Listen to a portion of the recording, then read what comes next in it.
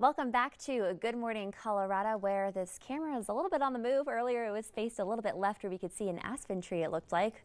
The leaves are starting to turn. Let's get a check on that weather. Here's Storm Checker 13's Marty V with our summer weekend weather, the last summer weekend. Good morning, Marty. Hey, good morning, Kershaw. And Larry just shot me a text and said, yeah, a little light green up there in Teller County. Not a lot of yellows just yet. But we see a few trees here and there, so it won't be too much longer. I think we can safely say there's still some smoke in the atmosphere. This view from our Vieira Wireless Neighborhood Weather Network camera, not too far from Levita Pass, looking over the Sangre de Cristo Mountains, definitely looks a little bit hazy this morning. And then maybe there's a little bit of wind up there as the cameras get knocked around, though it's zoomed in pretty tight, which kind of enhances that look, at least in the camera views, of wind. 50s and 60s along the Front Range, 40s right now in Lyman, up across the mountain areas and for most of the mountain valleys. You get up high enough, it's actually in the 30s this morning. That's true in Leadville, and we obviously have some clouds out there right now. And FUTURECAST shows clouds off and on through the day today, so we'll call for partly cloudy conditions. And even some green on the map suggesting some rain showers break out across the mountain areas as we head into the afternoon. The yellows on the map are probably areas where we could even get some brief downpours. That'll be most likely to occur over the Continental Divide, I think, with this activity today, as we still look to be real dry at lower elevations in eastern Colorado.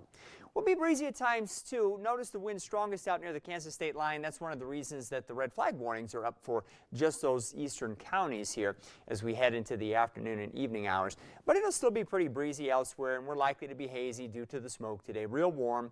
Highs in the 80s and 90s in much of eastern Colorado. 60s and 70s up across the high country. 70s to near 80 for our local mountain communities and our southern valleys.